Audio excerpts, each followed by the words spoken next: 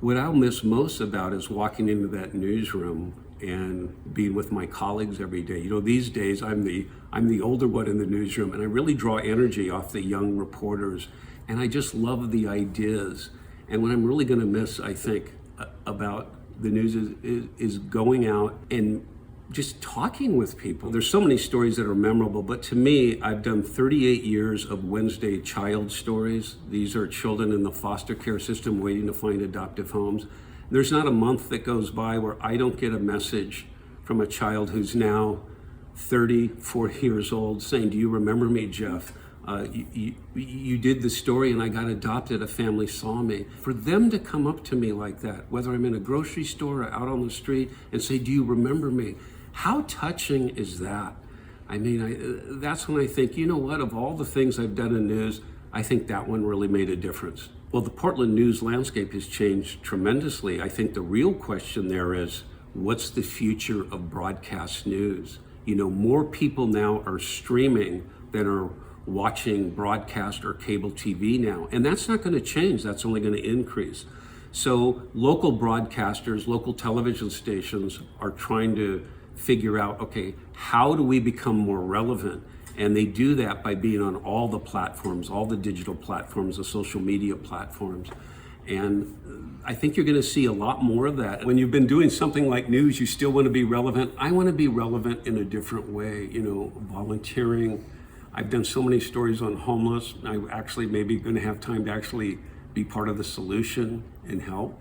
And of course, you know, you want to spend time with your grandkids. I have 4 of them, and more time with my wife, and really be more supportive of my wife, who supported me all these years while I'm working nights, and just enjoying life, you know, and feeling like I'm making a difference. That's really important to me, is to give back. So that's what I want to do. Well, one of the Emmys that I won was for anchor, best anchor in the Northwest. And this was for the Northwest gas explosion, natural gas explosion in Northwest down on 23rd and Gleason. And I arrived on the scene and I just went. And that won an Emmy for best anchor. It really belongs to the entire news team. They just did a great job that day. But this Emmy was for a hard news report 2 years ago, Anatomy of a Drug Crisis. I went undercover, and for the 2 months, I covered what was happening at 3rd in Washington, both in the daytime and at nighttime. I would go undercover with a camera just to show the ugliness of what was happening down there. And I think the story there is something like that, an open-air drug market, can never happen again in Portland, I think. We just never want that to happen again. This Emmy was for Portland's accountability vacuum. I took a hard look at Portland's form of government before we changed it, and really pointed out the flaws in it and how it was absolutely probably the most archaic form of government of any city in the country. And I was really proud of our graphic artists on here. They did an interesting graphic, like a beehive graphic, that really showed how screwed up it was that when you became a Portland City Councilor, they immediately put you in charge of bureaus and you never had time to work for your constituents. This was for an interview discussion, and this was very special to me. My colleague Ken Boddy, who I just love, got an extremely racist letter, and he put it on social media, just how racist this letter was. And I said, we need to shed light on this, Ken. What about if I just sit down with you, we talk about this? And I started it by saying, in the news business, we often get hate mail or hate emails with it, but sometimes you get something so wrong, you need to shed light on it. And Ken and I sat there and talked about it and showed as much of that letter as we could.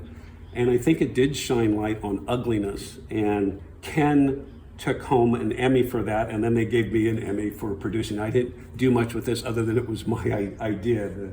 This Emmy really belongs to Ken. He has one. I should probably give him this one as well. This was our news specialist, Portland Over. I did a 5-part series looking at, is Portland Over following the protests that we had, following the other issues that Portland had, and we put it together in a 1-hour special.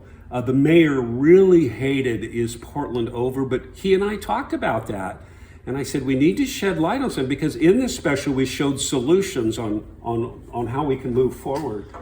And this last one I'll show you is for a 5-part series I did called Unsheltered Truth, where I followed 3 homeless people, a man, a couple, and a woman on the street. And we looked at solutions to homeless issues here in Portland. This took a lot of work on my part. I think I worked on this story for about 2 months, including going with Union Gospel Mission at night and going out, and you really see the underbelly of the homeless problem. And I remember asking them, hey, have anyone from the county or the city ever traveled with you to see this? No. And I think the message there is they need to get out and really see what's happening. If our tax dollars are going to help solve it, you need to be on the ground seeing how bad it really is. So anyway, so that's a look at some of the hardware I've acquired over the last, 42, 43 years.